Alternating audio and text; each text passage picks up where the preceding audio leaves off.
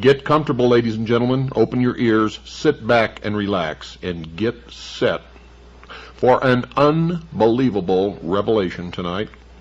You're going to want copies of this tape of The Hour of the Time. I'm William Cooper. Ah, yes, the seed that lies beneath the snow in the springtime becomes the rose. I'm going to begin tonight's broadcast, ladies and gentlemen, by reading a portion of the introduction of a book entitled Born in Blood by John J. Robinson, The Lost Secrets of Freemasonry. Now, you should seek out this book, purchase it, and read it. It is a wonderful addition to your own library. And I begin now.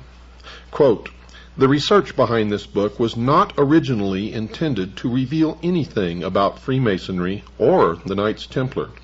Its objective had been to satisfy my own curiosity about certain unexplained aspects of the Peasants' Revolt in England in 1381, a savage uprising that saw upwards of 100,000 Englishmen march on London. They moved in uncontrolled rage, burning down manor houses, breaking open prisons, and cutting down any who stood in their way. One unsolved mystery of that revolt was the organization behind it. For several years, a group of disgruntled priests of the lower clergy had traveled the towns, preaching against the riches and corruption of the church. During the months before the uprising, secret meetings had been held throughout central England by men weaving a network of communication. After the revolt was put down, rebel leaders confessed to being agents of a, quote, great society, unquote, said to be based in London. So very little is known of that alleged organization that several scholars have solved the mystery simply by deciding that no such secret society ever existed. Another mystery was the concentrated and especially vicious attacks on the religious order of the Knights Hospitaller of St. John, now known as the Knights of Malta. Not only did the rebels seek out their properties for vandalism and fire, but their prior was dragged from the Tower of London to have his head struck off and placed on London Bridge, to the delight of the cheering mob. There was no question that the ferocity unleashed on the crusading Hospitallers had a purpose behind it. One captured rebel leader, when asked the reasons for the revolt, said, quote, "First and above all, the destruction of the Hospitallers," unquote. What kind of secret society could have had that special hatred as one of its primary purposes? A desire for vengeance against the Hospitallers was easy to identify in the rival crusading order of the Knights of the Temple of Solomon in Jerusalem. The problem was that those Knights Templar had been completely suppressed almost 70 years before the Peasants' Revolt, following several years during which the Templars had been imprisoned, tortured, and burned at the stake. After issuing the decree that put an end to the Templar order, Pope Clement V had directed that all of the extensive properties of the Templars should be given to the Hospitallers. Could a Templar desire for revenge actually have survived underground for 3 generations?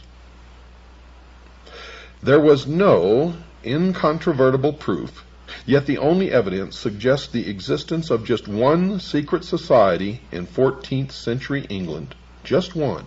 The society that was or would become the Order of Free and Accepted Masons.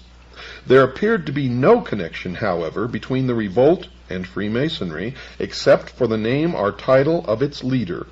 He occupied the center stage of English history for just 8 days, and nothing is known of him except that he was the supreme commander of the rebellion. He was called Walter the Tyler, and it seemed at first to be mere coincidence that he bore the title of the enforcement officer of the Masonic Lodge. In Freemasonry, the Tyler, who must be a master mason, is the sentry, the sergeant-at-arms, and the officer who screens the credentials of visitors who seek entrance to the lodge. In remembrance of an earlier, more dangerous time, his post is just outside the door of the lodge room, where he stands with a drawn sword in his hand even to this day. I was aware that there had been many attempts in the past to link the Freemasons with the Knights Templar, but never with success. The fragile evidence advanced by proponents of that connection had never held up, sometimes because it was based on wild speculation, and at least once because it had been based on a deliberate forgery. But despite the failures to establish that link, it just will not go away, and the time-shrouded belief in some relationship between the two orders remains as one of the more durable legends of Freemasonry. That is entirely appropriate, because all of the various theories of the origins of Freemasonry are legendary. Not one of them is supported by any universally accepted evidence. Here I break from reading from the introduction of the book and interject a comment here. There was never any universally accepted evidence until you hear what you're going to hear tonight, produced by John Galt, an agent of the Citizens Agency for Joint Intelligence. The connection, dear listeners, is in the genealogy of the families of the elite. You are going to be amazed, and now I continue from the introduction to Born in Blood. I was not about to travel down that time-worn trail, and decided to concentrate my efforts on digging deeper into the history of the Knights Templar, to see if there was any link between the suppressed knights and the secret society behind the Peasants' Revolt. In doing so, I thought that I would be leaving Freemasonry far behind, and I couldn't have been more mistaken. Like anyone curious about medieval history, I had developed an interest in the Crusades, and perhaps more than just an interest. Those holy wars hold an appeal that is frequently as romantic as it is historical, and in my travels I had tried to drink in the atmosphere of the narrow defiles in the mountains of Lebanon through which Crusader armies had passed, and had sat staring at the castle ruins around Sidon and Tyre, trying to hear the clashing sounds of attack and defense. I had marveled at the walls of Constantinople, and had strolled the arsenal of Venice, where Crusader fleets were assembled. I had sat in the round church of the Knights Templar in London, trying to imagine the ceremony of its consecration by the Patriarch of Jerusalem in 1185, more than 300 years before Columbus set sail west to the Indies. The Templar Order was founded in Jerusalem in 1118 in the aftermath of the First Crusade. Its name came from the location of its first headquarters on the site of the ancient Temple of Solomon. Helping to fulfill a desperate need for a standing army in the Holy Land, the Knights of the Temple soon grew in numbers, in wealth, and in political power. They also grew in arrogance, and their Grand Master, de Radfort, was a key figure in the mistakes that led to the fall of Jerusalem in 1187. The Latin Christians managed to hold on to a narrow strip of territory along the coast, where the Templars were among the largest owners of the land and the fortifications. Finally, the enthusiasm for sending men and money to the Holy Land waned among the European kingdoms, which were preoccupied with their own wars against each other. By 1296, the Egyptian Sultan was able to push the resident Crusaders along with the military orders into the sea. The Holy Land was lost, and the defeated Knights Templar moved their base to the island kingdom of Cyprus, dreaming of yet one more crusade to restore their past glory. As the Templars planned a new crusade against the infidel, King Philip IV of France was planning his own private crusade against the Templars. He longed to be rid of his massive debts to the Templar Order, which had used its wealth to establish a major international banking operation. Philip wanted the Templar treasure to finance his continental wars against Edward I of England. After 2 decades of fighting, England on one side and the Holy Roman Church on the other, 2 unrelated events gave Philip of France the opportunity he needed. Edward I died, and his deplorably weak son took the throne of England as Edward II. On the other front, Philip was able to get his own man on the throne of Peter as Pope Clement V. When word arrived on Cyprus that the new pope would mount a crusade, the Knights Templar thought that their time of restoration to glory was at hand.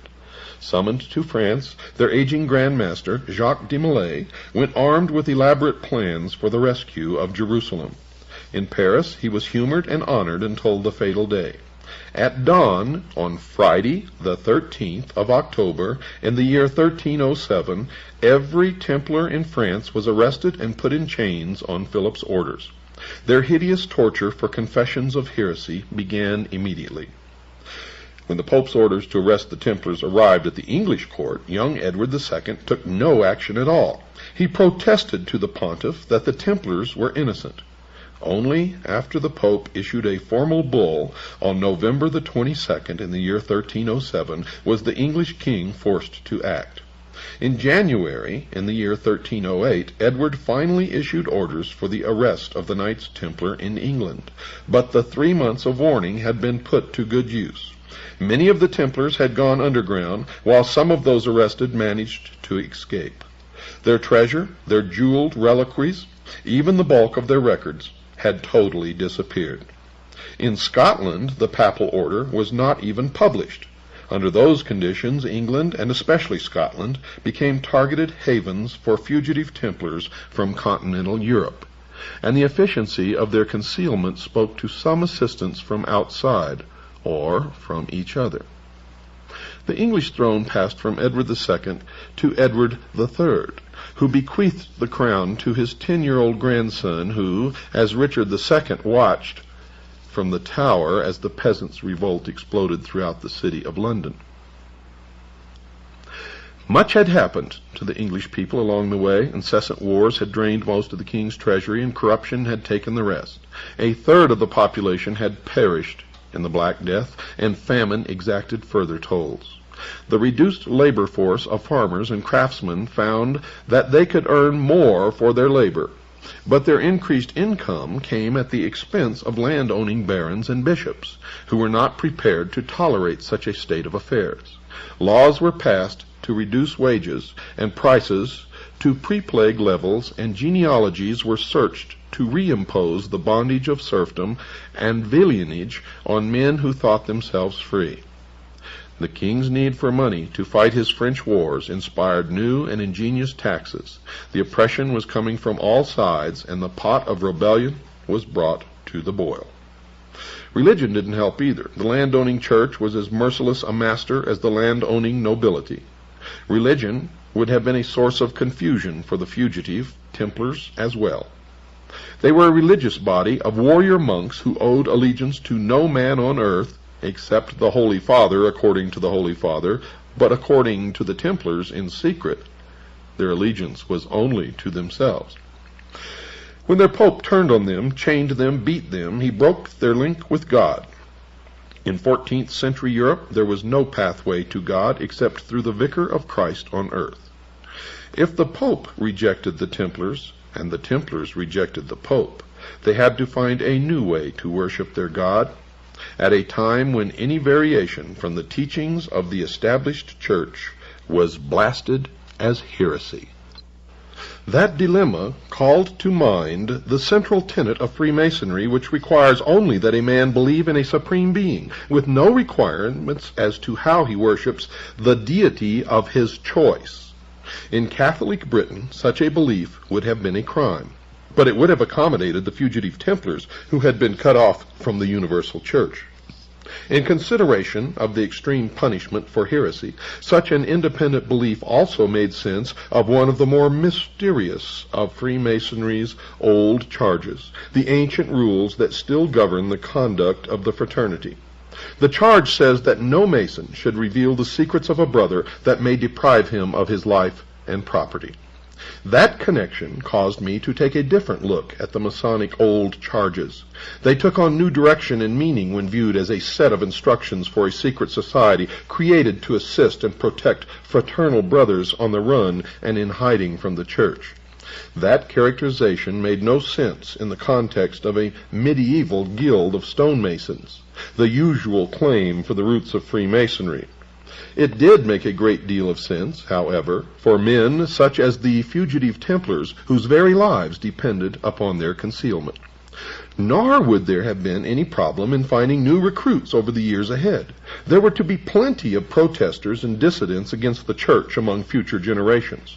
The rebels of the peasants' revolt proved that when they attacked abbeys and monasteries, and when they cut the head off the Archbishop of Canterbury, the leading Catholic prelate in England. The fugitive Templars would have needed a code such as the old charges of Masonry, but the working stonemason clearly did not. It had become obvious that I needed to know more about the ancient order of free and accepted Masons. The extent of the Masonic material available at large public libraries surprised me, as did the fact that it was housed in the Department of Education and Religion. Not content with just what was generally available to the public, I asked to use the library in the Masonic Temple in Cincinnati, Ohio. By the way, folks, Cincinnati, Ohio is an extremely important location in this country, the United States.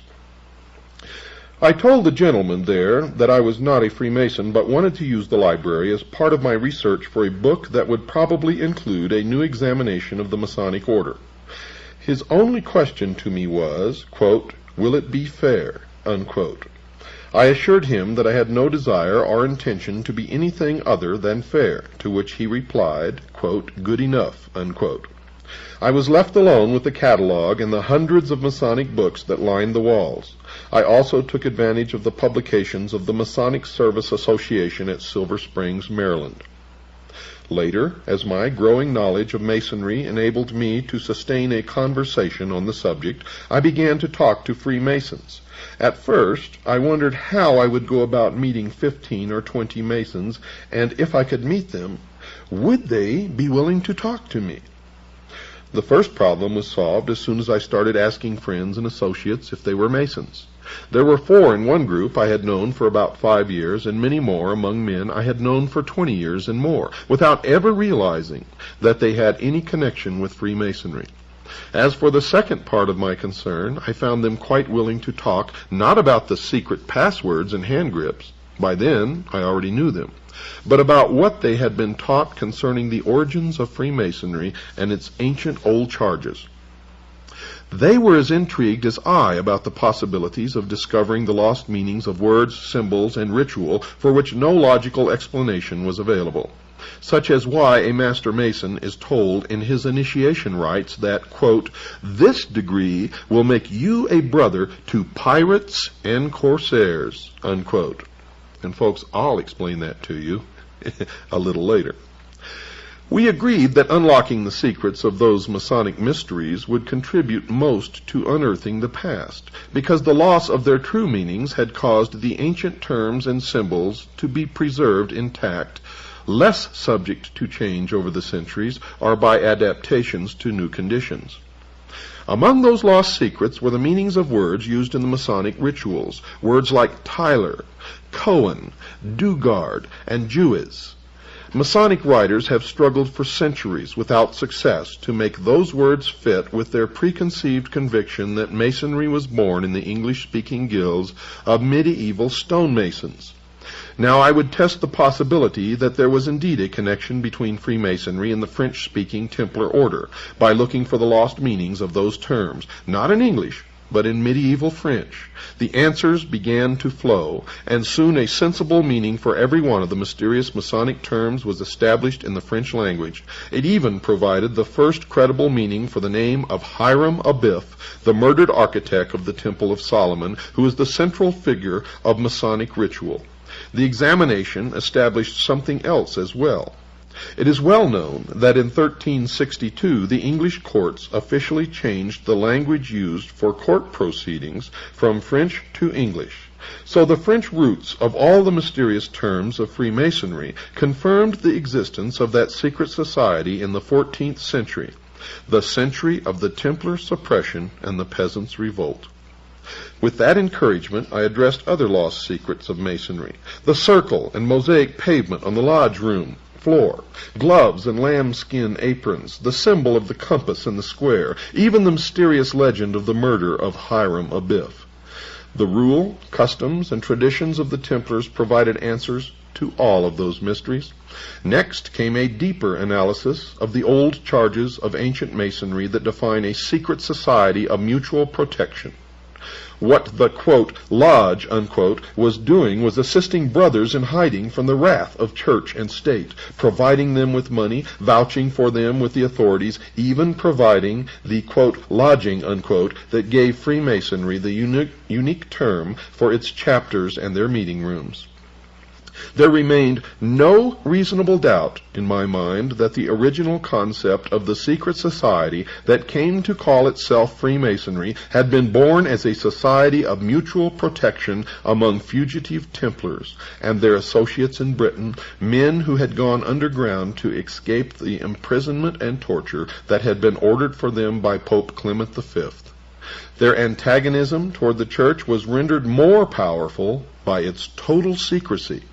The suppression of the Templar order appeared to be one of the biggest mistakes the Holy See has ever made. In return, Freemasonry has been the target of more angry papal bulls and encyclicals than any other secular organization in Christian history.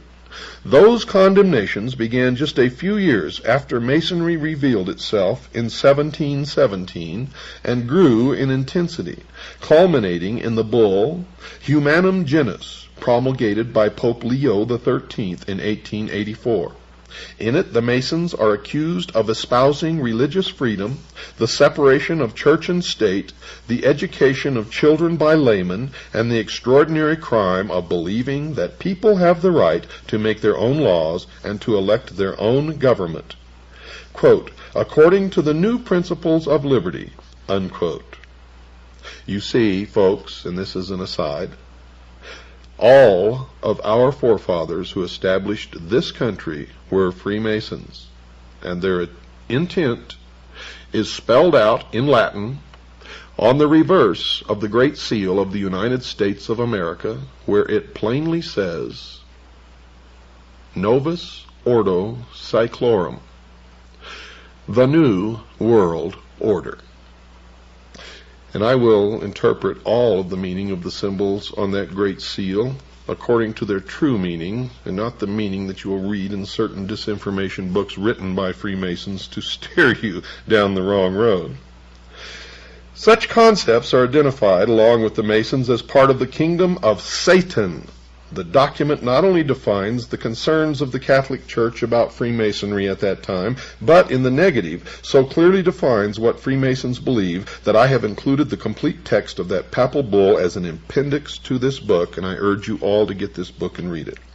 Finally, it should be added that the events described here were part of a great watershed of Western history. The feudal age was coming to a close. Land and the peasant labor on it had lost its role as the sole source of wealth. Merchant families banded into guilds and took over whole towns with charters as municipal corporations. Commerce led to banking and investment, and towns became power centers to rival the nobility in wealth and influence. The universal church, which had fought for a position of supremacy in a feudal context, was slow to accept changes that might affect that supremacy. Any material disagreement with the church was called heresy, the most heinous crime under heaven. The heretic not only deserved death, but the most painful death imaginable. Some dissidents run for the woods and hide, while others organize. In the case of the fugitive Knights Templar, the organization already existed. They possessed a rich tradition of secret operations that had been raised to the highest level through their association with the intricacies of Byzantine politics, the secret ritual of the assassins and the Rashaniya, and the intrigues of the Moslem courts, which they met alternately on the battlefield or at the conference table. The Church, in its bloody rejection of protest and change, provided them with a river of recruits that flowed for centuries. More than 600 years have passed since the suppression of the Knights Templar, but their heritage lives on in the largest fraternal organization ever known. And so the story of those tortured crusading knights, of the savagery of the peasants' revolt, and of the lost secrets of Freemasonry becomes the story of the most successful secret society in the history of the world. I've got to take a break, folks. Don't go away. I'll be right back after this very short pause. When a star is born, it possesses a gift or two. Spurned by God in the form of the Vicar of Christ on earth, the Pope, and spurning God in their turn, the Knights Templars banded together in secret and formed what was to become known as Freemasonry. Now the legend goes that Freemasonry sprang up from ancient stonecutters' guilds and the men who built the stone buildings of the age. But Freemason actually comes from the French, Free Mason, which literally means the sons of light. Which light? Well, certainly in researching the problem, it is not the light of Christ. It is the light of the fallen angel of light. For when they were forsaken by the church, by Christ's vicar on earth, the Pope, they spurned God and turned to Lucifer. They held to the Luciferian philosophy that the gift of intellect by Lucifer through his agent Satan would in its turn make man God. These men were always on the run. They took the hidden Templar wealth and built a financial empire that stands to this day as the most powerful on the earth. Jews who had traditionally been persecuted throughout Europe flocked to the hidden temple. For there they could believe as they wished and worship whatever God they wished, for all were welcome. Many of the Templars running to ground flocked to England and to Scotland, where they fought for Robert the Bruce, who was engaged in an intense battle with the King of England. Now, let me regress just a little bit. King William the Lion, who was born in 1165 and died in 1214, had a daughter, Isabel of Scotland. Well, Isabel married a certain Robert Rose. Robert Rose was a Knight Templar who was heavily involved in the first efforts and was very successful at international banking. Plus, he established the first overt and covert international intelligence gathering organization, which all subsequent intelligence organizations have been based upon since. His son, Sir William Roos, and his daughter Lucy Roos figure prominently in the story to follow. Lucy married Sir Robert Plumpton. They sired two children, Sir William Plumpton and Alice Plumpton. During this period of time, this family, as the Knights Templar were going to ground, and the male progeny of this family always followed their father's footsteps and entered into the order. They established in secret the Scottish Rite of Freemasonry, and may have had a significant role in the establishment, for intelligence reasons, of the order known as the Ancient Order of the Rose and Cross. Now, Alice Plumpton married Sir John Boteler. They gave birth to a daughter, Alice Boteler, who then married John Gerard, who had a child, Constance, who married Sir Alex Standish. The following children issued from that marriage: Ralph Standish, Sir Alex Standish, Roger Standish, and Alice Standish, who then married James Prescott. The children of this marriage were Roger Prescott, Ralph Prescott, John Prescott, and Captain Jonathan Prescott. Jonathan Prescott married Rebecca Buckley. They had 2 children, Abel Prescott and Lucy Prescott, and Lucy married Jonathan Fay. They sired 3 children, Samuel Prescott Phillips Fay, Samuel Howard Fay, and Harriet Eleanor Fay. Harriet married Reverend James Smith Bush, son of merchant Obadiah Bush. Their son, Samuel Prescott Bush, became the president of Buckeye Steel Castings Company of Ohio, a pioneer family of Franklin, Ohio, between Dayton and Cincinnati, and was one of the members of the Golden Circle and Order of the Quest, also known as the Jason Society, which gave issue to most of the political elite of the United States of America, who are, by the way, all, and I mean all without exception, related to each other. Now, Samuel Prescott Bush married, and his son Prescott Bush became a U.S. Senator from Connecticut, the director of Prudential Insurance, the director of CBS, a partner in Brown Brother Harriman, chairman National Republican Finance Committee, funds placed in Merrill Lynch accounts in Switzerland under the guidance of Donald Reagan. When he married, that marriage gave issue to the following: Prescott Bush II, an investment banker indicted for fraudulent banking practices; George Bush, chairman of Zapata Oil from 1963 to 64, chairman of the Republican Party, Harris County, Texas, when John F. Kennedy was killed, delegate to the GOP National Convention, 1964, 1968 member of the 90th and 91st Congress from Texas. From 1965 to 66, Nixon appointed Bush as ambassador to the United Nations to deal with China. He was the director of the Central Intelligence Agency, chairman of the National GOP Party, vice president of the United States of America, and president of the United States of America. 4 other children were William H. Bush, James Bush, Jonathan Bush, and Nancy, who married Alex Ellis.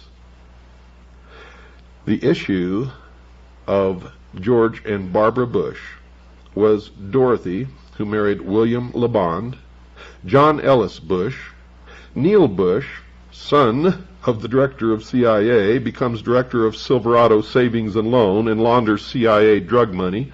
Silverado loses over $100 million and Neil goes unpunished. And the 2 other children, Marvin Pierce Bush and George Bush II. Folks, this intelligence was gathered by one of our agents, codenamed John Galt, who spent literally years in dusty libraries and books of genealogy. And I'm not going to tell you which libraries or how he arrived at this information, but it has been checked. It is absolutely accurate, and this is just one portion of the pedigree of George Bush, who's literally related to most of the royal families of Europe. Now, you can have a copy of this chart if you want it. I'll tell you how to get it later, so have your pencils and paper ready. And I'm going to tell you exactly where the money goes. 1/2 of the money goes to help pay for the airtime here. The other half goes to our agent, John Galt, to pay for the years of toil in dusty library books that nobody ever looks in, tracing genealogy. And folks, this is only one of the charts that he has furnished to us, along with other agents of the Citizens Agency for Joint Intelligence who are engaged in the exact same research. And we have found that our most productive connections of the secret societies, the royal families, and what's happening in the world today is through genealogy. We have found a direct connection between the Peasants' Rebellion in England, the French Revolution, the Ronald Reagan and George Bush political campaign, and the George Bush political campaign. As far as the Peasants' Rebellion goes, the Encyclopedia Britannica calls it a, quote, curiously spontaneous rebellion. Barbara Tushman, in her 14th century history, A Distant Mirror, said that the rebellion spread, quote, with some evidence of planning. Winston Churchill went even further. In his work, The Birth of Britain, he wrote, quote, throughout the summer of 1381 there was a general ferment. Beneath it all lay organization. Agents moved around the villages of central England in touch with a, quote, great society, unquote, which was said to meet in London. The spark of rebellion was being fanned vigorously, and finally the signal was given. Even though he had been arrested, excommunicated, and even now was a prisoner in the ecclesiastic prison at Maidstone in Kent, letters went out from priest John Ball and from other priests who followed him. Clerics were then the only literate class, so letters must have been received by local priests and were obviously intended to be shared with or read aloud to others. They all contained a signal to act now, which could put to rest the concept that the rebellion was simply a spontaneous convulsion of frustration that just happened to affect 100,000 Englishmen all at the same time. This from a letter from John Ball. In it he says, quote, John Ball gritteth you well all and doth you to understand he hath rungen your bell. Now right and might, while and skyle, God speed every dale, which means ideal. Now is time, unquote. From priest Jake Carter, quote, you have great need to take God with you in all your deeds, for now is time to be war, unquote. From priest Jake Truman, quote, Jake Truman doth you to understand that falseness and guile have reigned too long, and truth hath been set under a lock, and falseness reigneth in every flock. God do bote, for now is time, unquote. Now you'll notice that in every one of those quotes there was one phrase that stands out, and that phrase is now is time. One letter from John Ball, quote, St. Mary Priest, unquote, is worth quoting in its entirety. Even with the medieval English spelling, the meaning will be clear. Lechery and gluttony were frequent points in his accusations of high church leaders. Quote, John Ball sent Mary Priest great well all manner men, bides him in the name of the Trinity. Father and Son and Holy Ghost stand mainly together in truth, and help is truth, and truth shall help you. Now reigneth pride in prize, and covets is hold, wise and lechery, withouten shame, and gluttony withouten blame. Envy reigneth with treason, and sloth is take in great season. God do bote, for now is time. Amen. Unquote. Now, folks, if you research the history of the French Revolution, you will hear that the spark, the word that spread through the country like wildfire, that ignited the rebellion in France, was, quote, now is the time. Literally the same phrase. Some say that in the American Revolution the same phrase was heard, and we find mention of it in several texts, but not like it was heard in the peasants' revolt in England, and not like it was heard in the French Revolution. But it was heard again in modern times. It was the campaign slogan of the Bush-Reagan campaign, and was used again in the Bush campaign. Now is the time. Now is the time. One famous photograph, staged by George Bush and selected by George Bush for publication in Life magazine, shows him lying in bed holding the pyramid with the capstone in place, signaling to Masons, Freemasons, and members, the priests of the mystery schools around the world, that he is the one who will bring into fruition their ages, centuries, millennia-old dream of the New World Order. In our search for the Templars, we have followed them right to their gravestones. And on some of their gravestones, it shows the knight leaning back, reclining, with his feet resting up on a dog, denoting that he is the master. On most of the tombstones, however, we have found something unexpected: the skull and crossbones. Now, when the Knights Templars were persecuted, the fleet, they had vast fleets, an entire navy, disappeared. And no one, at least no one in the establishment historian group, claims to know where they went. But we have found them, folks. They became the pirates and hoisted their symbol of the skull and bones to the yardarm. They became the vast fleet of pirates who roamed the seas of the world and terrorized nations, navies, and merchantmen. And thus arose, from the initiation rites of the Templars, the initiatory rites of crossing the equator, the international date line, and others, and accounts for the brotherhood amongst the pirates of the world, even to establishing seaports that they owned and operated, and where they could always find safety. Those on the land established what they called the Brotherhood of Death. Chapters were formed throughout the world. George Bush was initiated in the crypt, or what is known as the tomb, at Yale, into the Brotherhood of Death, also known as the Russell Trust, also known as the Skull and Bones. The research of many people have revealed what the interior of the crypt, or what is known as the tomb at Yale, the fraternity house of the Bonesmen, contains.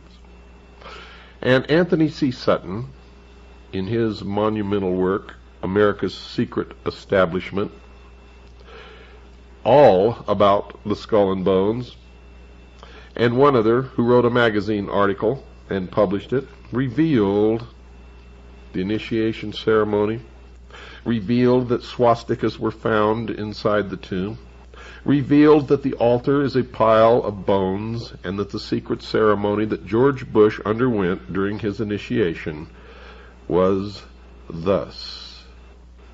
On the day of his initiation, George Bush was conducted through a long, dark passage into an immense hall draped with black. He was able to see by the faint light of sepulchral lamps corpses in their shrouds. The altar, built of human skeletons, stood in the center. Ghostly forms moved through the hall, leaving behind them a foul odor. At length 2 men dressed as specters appeared and tied a pink band of ribbon smeared with blood around his forehead. Upon this was an image of the Lady of Loretto. A crucifix was placed in his hand, and an amulet hung around his neck. His clothes were removed and laid upon a funeral pyre in a fireplace, while upon his body crosses were smeared in blood.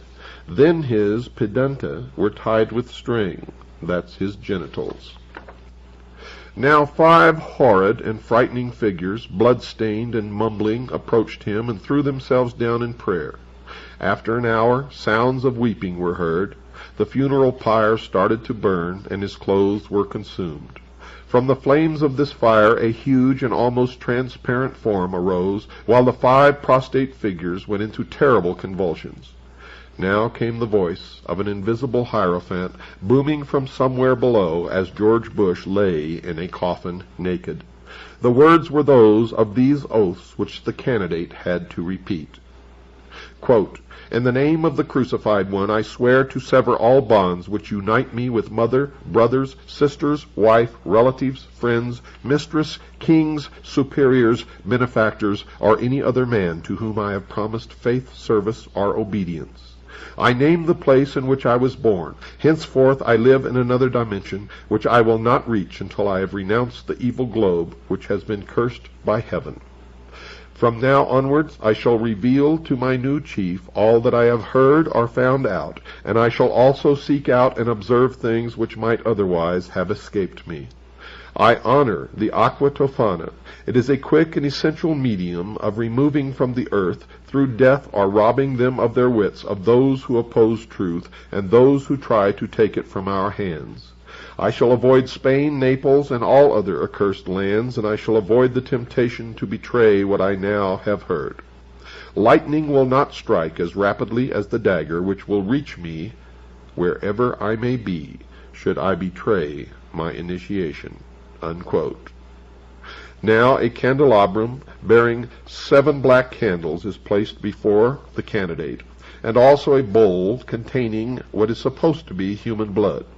He washes himself in the blood and drinks a quantity of it. The string around his genitalia is removed. He is placed in a bath to undergo complete ablution. After this, he eats a meal composed of vegetables. At this time, he is given his new name, by which he will be known to all of the others in the order, the Brotherhood of Death. And with the completion of his initiation, George Bush joined all of the male members of his family in a long line of ancestry, traced from Robert Bruce to the modern day. He took his place in the order, the Knights Templar, Freemasonry, and has worked diligently to fulfill his role in the completion of the plan, the great work, the formation of the New World Order, the one-world totalitarian socialist state, the destruction of all existing nation-states, all existing religions, and enslavement of the mob. The very highest degrees of the order show that the rationalism and materialism of the thinkers who developed it were determined to stamp out belief in religion. God and any faith in a deity, the initiate was told, were human inventions and had no real meaning. Subsequently, this was developed further, and the member who arrived at the highest position, that of Rex or king, learned that he was now equal to a king, and that all men were capable of equal advancement. Hence the need for kings over ordinary mortals was an illusion, and at the highest rank the title of Rex Mundi, or King of the World, is assumed. If you would like to get this genealogy, folks, if you're a CAGI member, it's $5. Send it in to the address that you'll hear at the end of this broadcast. For everybody else, it's $10. Good night, and God bless each and every single one of you. Amen.